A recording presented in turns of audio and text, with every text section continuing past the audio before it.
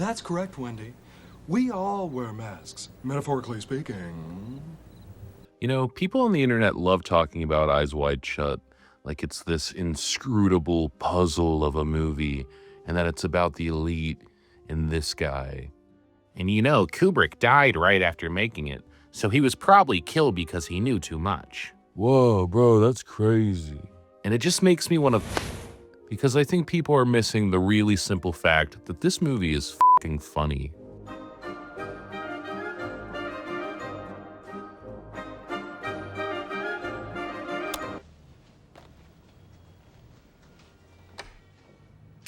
Oh, well, everybody's heard about the bird. Bird, bird, bird. The bird's a word. Oh, well, a bird, bird, bird.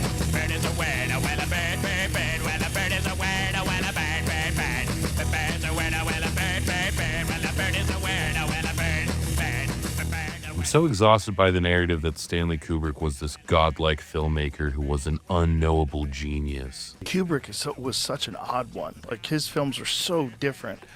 And he was a weird guy, too. He did, like, complex mathematics in his spare time. By all accounts, the guy was actually pretty normal, but he loved chess. How weird! I mean, I personally think he was a little spicy. But now it's been spun into this never-ending web of theories about this man. And look, don't get me wrong, he's one of my favorite directors. But there are endless stories about him being very collaborative with his writers and actors, and funny. And you rarely hear about those. The narrative has always been, Stanley Kubrick is an elusive, dark, twisted genius. No one seems to talk about how funny his movies are.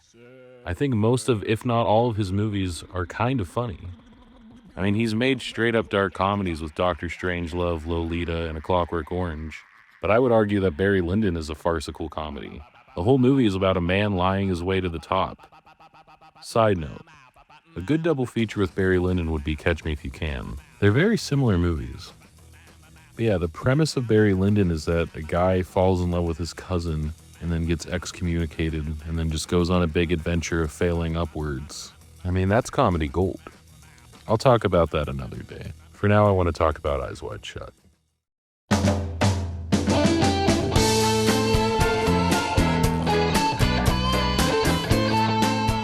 Eyes Wide Shut premiered in 1999, which is one of the best years of movies ever, but also one of the best years for movies that have been misinterpreted to death. Movies like Fight Club and The Matrix, just to name a couple. Both great movies, but both of those movies have birthed entire subcultures of men that are the absolute worst. Which is ironic because both of those movies were made to satirize the type of men they're focused on.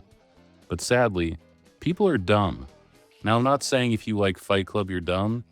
But if you watched Fight Club and thought it was a very cool movie and Tyler Durden was right, then maybe just think about some things.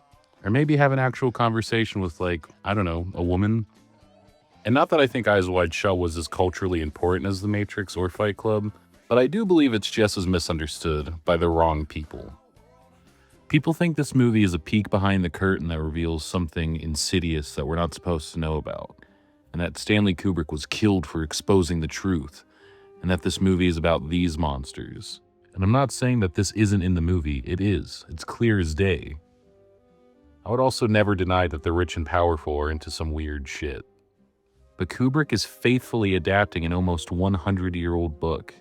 The inciting incident being a discussion about thoughts on infidelity, the patient's daughter, the prostitute, the costume shop, the wealthy having weird sex rituals with masks.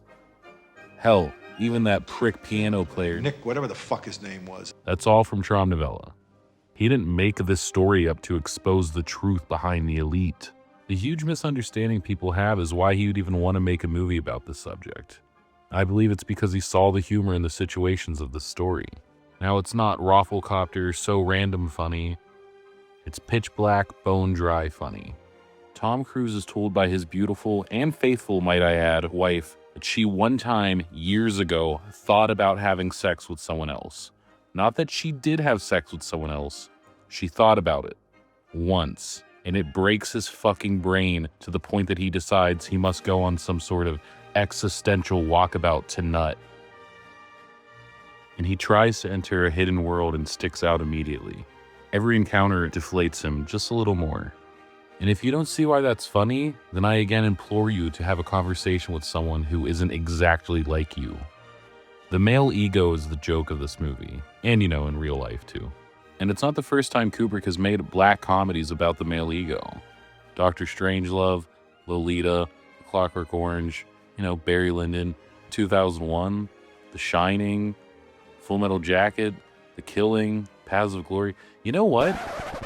It's almost like all of his movies have been misunderstood by film bros. And now he's stuck with this legacy of an impossible to understand filmmaker. But maybe the truth is that you don't want to understand because it would break your fragile ego. Maybe you need to smoke a joint and find out that the world doesn't revolve around you. Maybe you need to go on an existential walkabout to nut. A little ego death can be a good thing. And maybe the final joke is that you're the one that's living with Ha ha!